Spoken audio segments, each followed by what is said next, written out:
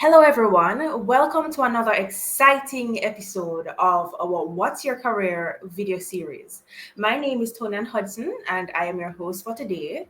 And with me today, I have Mr. Oshane Watson, who's from the communications field.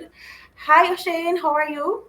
Hi. Yes, I'm just here to ask you some really easy questions today, and you can just give me your honest answer, reviews, advice for students who may be watching and want to pursue a career in communications or want to become a video editor as you are. So, I guess the first thing I'll ask you is just to tell us what is your career and explain it to us a bit so we can understand. All right. All right. So my career is basically in media production. Um, by profession, I'm a video editor, as in that's my day-to-day job. But outside of that, I also am a videographer, a director, a producer. Um, I do streaming at times. So outside of my 9 to 5, I do all of those other jobs. But my main job is a video editor. So you're a jack of all trades. Well, Somewhat. somewhat okay. Mm. And what do you do as a video editor? I know it sounds pretty straightforward, but just give us a little insight. All right. So as a video editor, um, your job is essentially to create a story, right? Yes, it's a video, but it's a story. So whether it's a promo, whether it's a feature, whether it's a documentary, a music video, it's a story. So on a daily basis, as a video editor, you will be given footage, video clips, audio, music, graphics, and with all of those elements, you are to create a video. The video length varies. Sometimes it's 15 seconds, sometimes it's 30 seconds, a minute. There is no maximum amount of time um, for the video length. The longest video I've edited was a film, it was a full film. It was about an hour and a half. Mm. Um, yeah, that's the longest video I have ever edited. And the shortest video is probably about 15 seconds of promo. So, it varies, But an hour and a half, you're a movie maker. basically, yeah. Okay, that's cool. So just to be straight, you don't necessarily shoot, you edit. Yeah, You edit. Okay, great. So you have a man who goes out there, gets the shots, and then you put it together. basically, yeah. All right. And that must be challenging because he is getting specific shots and now you have to kind of match his vision. Or is it your vision? Whose vision is it really? Well, it varies. There's normally a producer. So the vision is really the producer. Also, the director has a hand in the overall story. Hmm. Yeah. So as I said earlier, everything you do is a story. So it's not just random. Just giving you some footage and just do whatever you want. That's it. It's normally a script and a guide in how the vision of the video that you want. What's the outcome? What's the purpose? Why are we creating this video? Um, all of that. So with all of that, even though I'm not on the shoot, when the footage and all the elements come to me, there's a lot of pre-production work that is done that I don't go in blindly. So when I'm starting to put stuff together, I kind of have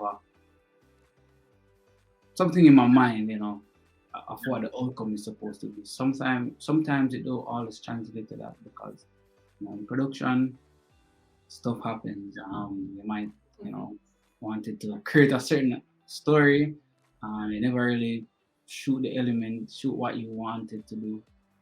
So it changes, and as the editor, you just have to still put out something that's good quality and all of that. So sometimes the story will change. So based on all of that, what would you say are some qualities I'd need to have if I wanted to pursue a similar path? All right. But thinking on your feet is one. Um, being creative, have good storytelling techniques. Mhm. Even though you're not the person who writes the story, there's a person who tells the story. Because as a video editor, you are the last person before it goes out, essentially. Yes, persons will review the video and all of that, but in the production process, you're the last person. So after the all the pre-production work with the producer, the director, the script writers, and all of that, and it goes to production with the camera, crew, the audio, lighting. Everything comes to you to edit. So you're the last person before it goes out. You know, um, Paying attention to detail. You know, a lot of times as editors, it's easy to make mistakes, even when you're typing stuff like, for example, graphics, name tags. It's easy to spell words wrong. Simple words and all of Yeah. that. So you have to be careful with all of that. So there's a lot of things that you have to take into consideration. Yeah, and I especially now when we have this whole big trend with Instagram Reels and TikTok where people are editing to beat, I can imagine how much of a detail-oriented person you must be to be a video editor. Yeah, that's correct. All right, so tell us a little bit more now. So you've gotten my interest. I want to become a video editor. Where do I start? Where do I go to study? Tell me a little bit about perhaps how it was for you and how I can be guided. All right. So for me, starting media was basically an accident. All right, accident in the sense that, like, as a child, you might be at 5, 10 years old, and you say, when I grow up, I want to be a doctor. It wasn't like that for me. So after finishing high school, I wasn't really sure what I wanted to do. Throughout high school, there are so many things that I thought I wanted to do, but I knew that I always loved sports. You know, always loved sports. So basically, yeah. So after saying I love sports, what can I do around that, right? I wasn't really sure that I wanted to go in media per se, but I remember some of my friends started NCU in about 2010, and they were doing communication, they were doing mass communication, you know. And it sounded cool to me. I was like, all right, I can try it. Wasn't really sure exactly what it was because I didn't have any experience in media before. Never Right. used a camera, never edit nothing. Mhm. Went to NCU in 2011. Started, started following them around. They had experience prior to going to NCU and all of that. Started following them around and stuff, and I started to like it. You Yeah. know, so started to be just like a little production assistant, just assisting with the productions and stuff like that. So I started to shoot and all of that until eventually somebody, helped me, was taught me how to edit. Just some simple stuff, and from there, that was in about 2013 thereabout, and from then I started editing small stuff, till it grew and all of that. Left NC in 2016. Started working at Sportsmax then, and I'm still there. So from then, um, so that's how it really started for me. It was really just an accident, just basically following people, and it turned out that I liked it. But what I would say for anybody who wants to start production or start editing, Just before you jump into the advice, because I'm gonna ask you, but I want to know specifically how many years of study does one need, or how long is a course in communications, specifically where the TV and the video aspect of it is concerned. all right. NCU's course is 4 years. That's mass communication course is 4 years for a bachelor. Um, I'm not sure about UTech and Okay. UE, Karamak. I think it's about 3 or 4 years, one of those.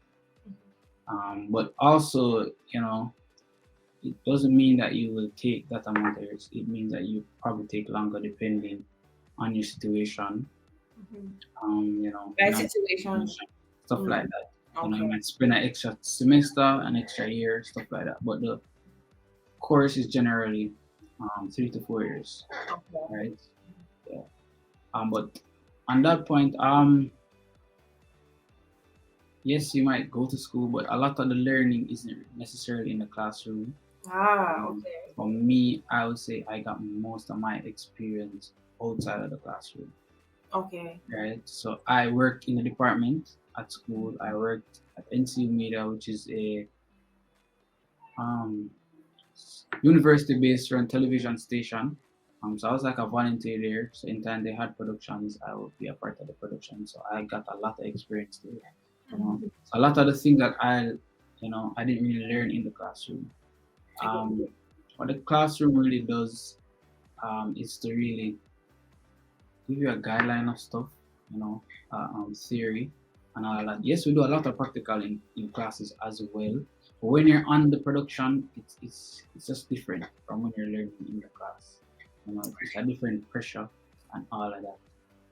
So a lot of the experience that you will get or a lot of knowledge that you get is not necessarily in a classroom, but being on a production.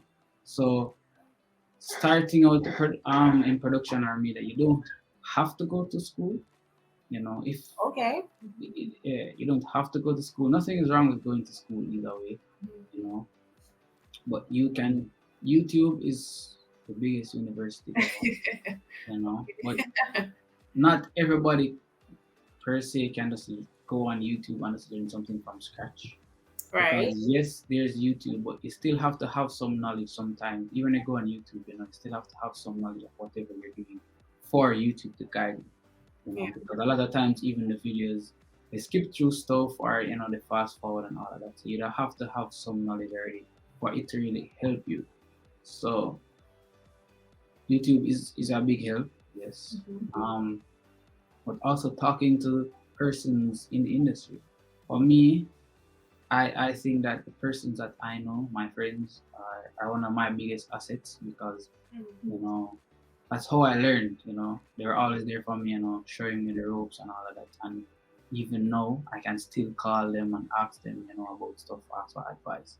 So that's another big thing. And university helps you with networking. Okay. A lot of my friends that I made, I got them from from university. That's how I met most of them until to this day we're still friends and we can link up and all of that. So I would say, your friends are one of your biggest assets, supporting you, giving advice. So university will help with networking and so forth. So Okay. it's an avenue, but if you for whatever reason, you might not be able to go to university, try to find a way to start, going on sets and production, trying to link somebody just to get the experience. So when you Mhm. start, you probably won't be making any money or anything like that, but you're just trying to learn the industry, learn the business, using YouTube, reading a lot, to understand, and production changes a lot, what we were using 5 years ago, we're not necessarily using again. So you have to keep up with the pace, with the Right. pace. So Mhm. that's important as well. But what will never change is really the techniques, and there are certain principles in production that will just never change. What will change though is maybe how we apply them and the equipment and stuff like that. They'll find new softwares and all of that. But the principles and the techniques will basically remain the same. So once you learn that, whether it's in school, whether it's on YouTube by reading, whether it's somebody learning on set or with a friend, that's really your how you should try to start. Mhm. And I guess the positive about actually studying in school is that they have a curriculum that they work with, so it's a little bit more guided as it relates to the amount of content or the direction in which you learn stuff. So I think that makes it an excellent start as well. You know. That's true, yeah. And also it's cool, you get a holistic learning experience because it's good to interact with people. Right. Um, The networking. and Yeah. networking and even group work. I never realized group work was so important until you really kind of get in the industry, and you have to learn to work with different people.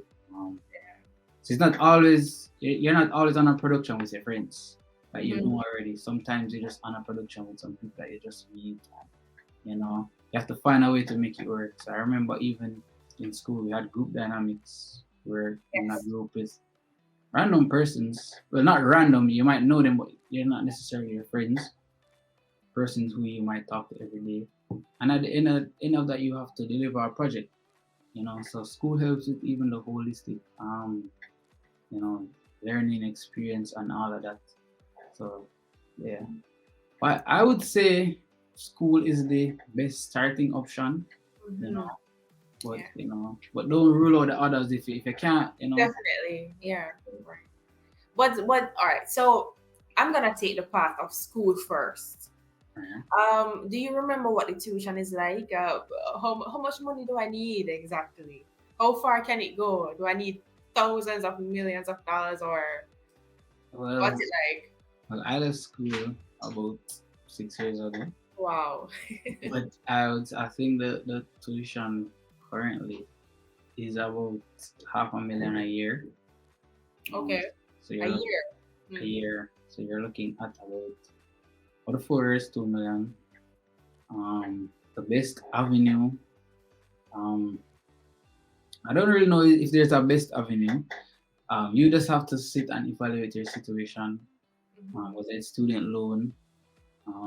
But if you're going into a student loan situation, try to see what's your best option because you don't want to leave school and have to be, paying back, using all your salary to pay back a loan. Mhm. Speak to persons who have done it before and see what their advice is. You know, Okay. if it's a case where you pay while you're doing school, try to find the best option. And it's best not to really ask the student loan, but somebody who has done student loan already, and they have paid it off. How did you do it? What advice would you give to me? Stuff like that. So Right. that's an option. Try to find scholarships. There are a Oh lot of yes. Our scholarships. next question. Yes. Tell us all about the scholarships that you know of. Give us all the info. But I don't really know much scholarship, but I know there are a lot of scholarships. For you, there are few scholarships for UWI students. Um, but what happens? The school normally put links to these scholarships on their site. So if you go on the site, you can always see them. NCU has a student worker program that once you're a student, you can work on campus, whether it's in the department or any other department for that fact. You can work while you're going to school.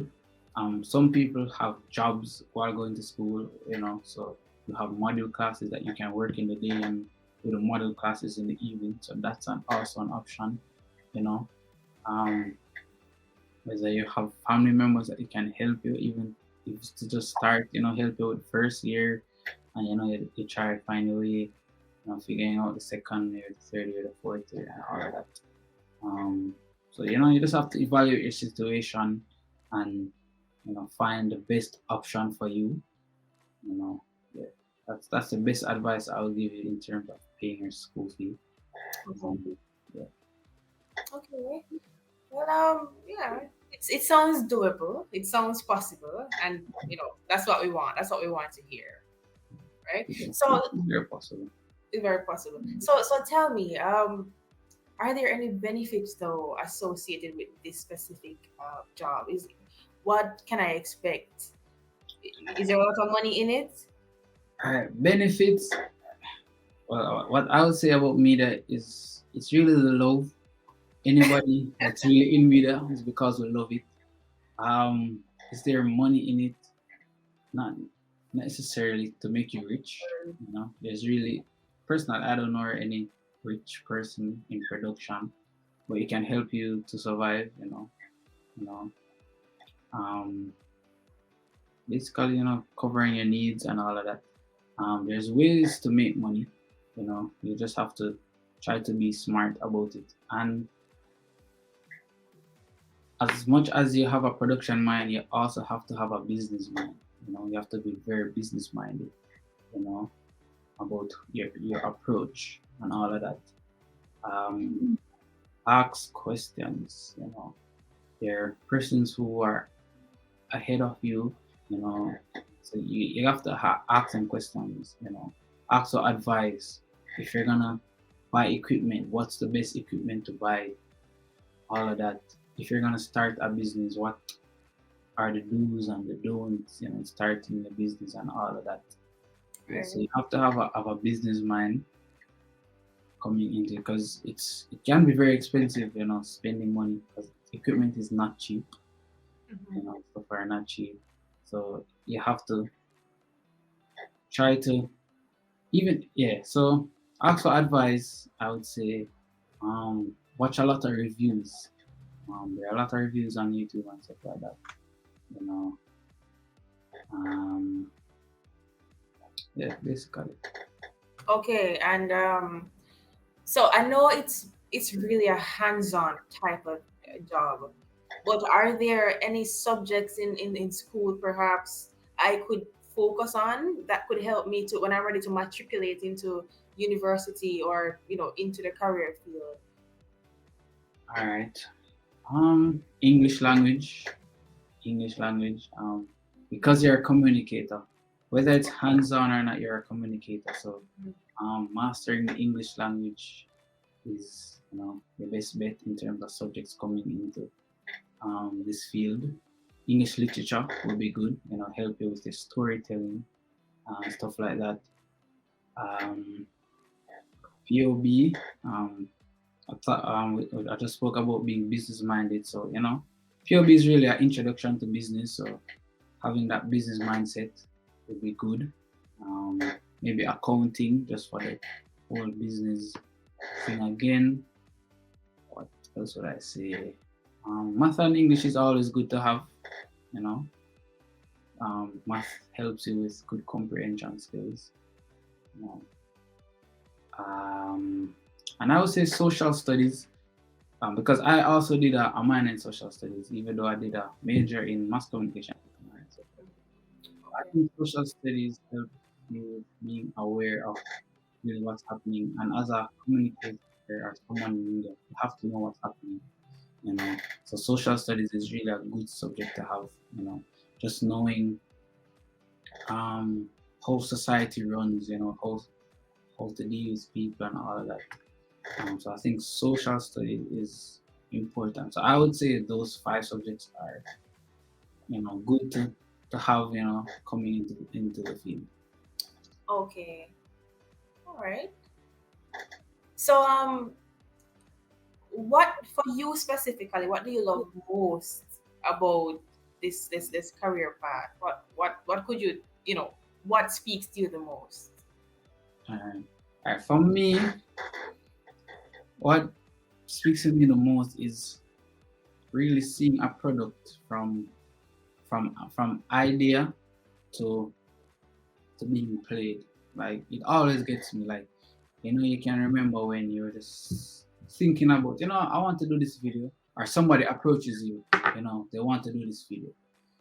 At that time it's just an idea, and Mhm. you sit and you discuss, you do your planning, all the pre-production, and you write your script and you do all of that, and then on the day it's production, and it's probably a very long day, and you shoot and all of that, very tiring. You reach home and you sit down and you edit, and there's a lot of drafts and back and forth. But when the video is finally finished and it's played, and persons love it, that for me is like a great feeling. You know. So as I said, persons is in media, you really have to love it. So you might not get a lot of money, but you just that at that point you just feel very special. You feel very important to be a part of something that everybody loves. Yeah. Because everybody watches videos at some Mhm. point in their life. You know, so helping in the creative industry, in the entertainment industry, in some sense, just being a part of that. That's a good feeling for me. I get you. But with all good comes some bad. So what has been the most challenging part about being a videographer, being in communications? One of the most challenging things is, um, there will be a lot of losses. There will be a lot of L's that you have to go through. Every production don't go through smooth. Mhm. Um, every client that you encounter might not be, the greatest client that you encounter. Every video just won't come out what you want it to come out. Sometimes you have to. There are long nights, long days. You know, so it's not all roses. But for us I would say creatives are, person communication. It's really the end product, the final product that really gets you. So after all that you've gone through, good and bad, it's really the final product that really, I would say, keep a lot of persons in media. Like just seeing your video being played or watching your video, and you see the comments, and, that kind of helps you because you're contributing to a person's entertainment and all of that. Yeah, but there's a lot of losses.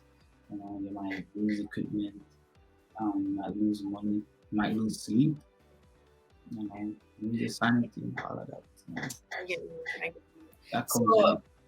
yeah. So on that note, then, on a scale of 1 to 10, with 10 being the highest, of course, how much would you recommend this career path for a student right now who's in high school, trying to figure out what they want to do next?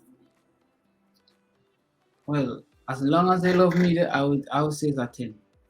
As long as it's something that you really want to do. So do your research and ask questions, and with that, you will determine if you really like this or not. So once you love it, it will always be a 10. Probably some days you feel 7-ish, 8-ish, but really and truly, it's a 10.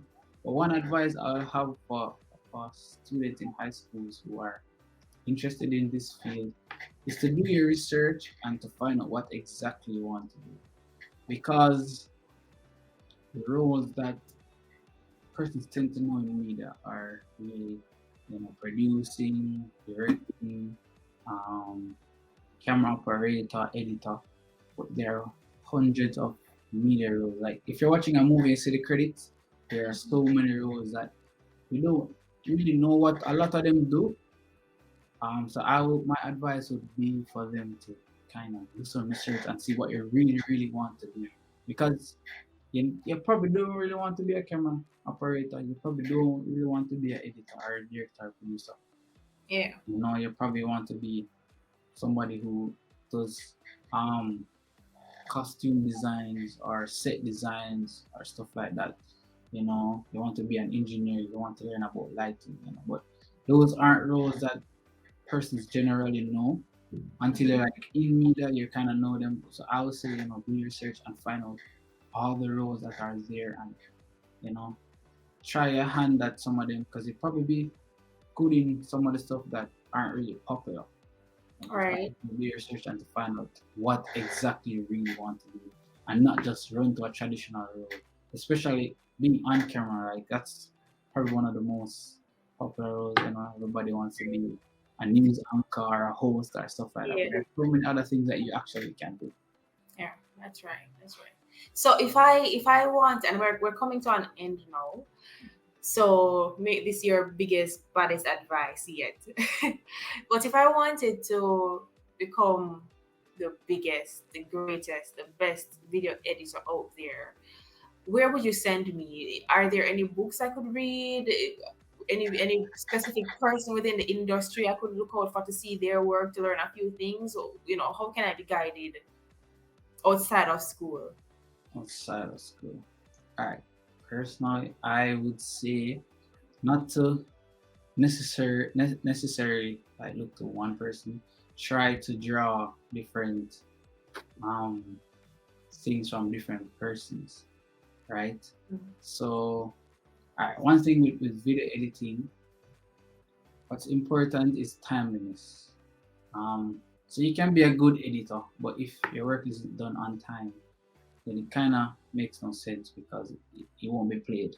So if you have a deadline, to say your video is supposed to be ready by 5 o'clock this evening, right? If at 5 o'clock this evening the video is not ready, then it doesn't matter how good it looks, then it won't be played.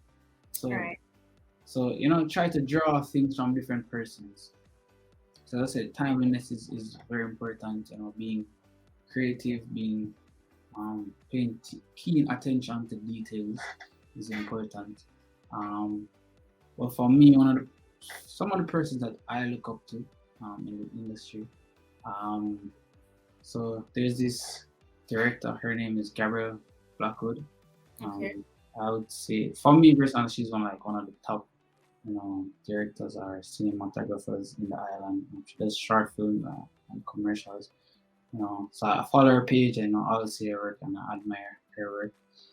She came to a seminar at NC once, um, and I asked, at that time I was doing production house, and I asked her for some advice, and she gave me other persons that I look up to. Jason Sawyer's Beans, he's an editor. He's the first person who actually taught me to edit. So to this day I still ask for advice from him and stuff like that. Somebody I really look up to. Um, so yeah, there are a lot of persons that I look up to, but I would say to draw different things from different persons. You know, so by observing, you realize that person is really good at this, that person is good at that. So you can draw different things from different person. So yeah, but in editing, kind of bring your own style to it because some persons in terms of editing, they're good with visuals, and then there's some persons I would say that are good with stories. So kind of create your style. What as an editor, what are you really good at? Telling a story or having really good visuals? Okay, yeah, Yeah. that does sound head on. Yeah. But yes, thank you so much, Oshane, for joining us. We have indeed come to the end, and I do believe that this was a rich and informative interview with you. We may need to have a part two. All right. Thanks for having me. It was a pleasure being here, and I It was hope it was a pleasure. Yes, thank you for making yourself available. yeah, All right. and I hope this might inspire somebody in future. Yes, yes, I have a feeling it will. So thank you again. All right. Thank you. You're welcome. All right. So, yes, we have come to the end of an exciting episode. And we really hope that this one speaks to you. Thanks to Oshane so much again for sitting in with us. And we're so appreciative of you for tuning in every week to be here with us. Remember, if you have any more questions, you can tune in to our website, visit our social media pages at Link Your Purpose and our website at linkyourpurpose.com. And we are there to help with anything that you need, any questions you may have. And you can also talk with a professional. Please join us again next time for another great session. We'll see you again right here, same place, same time. Take care.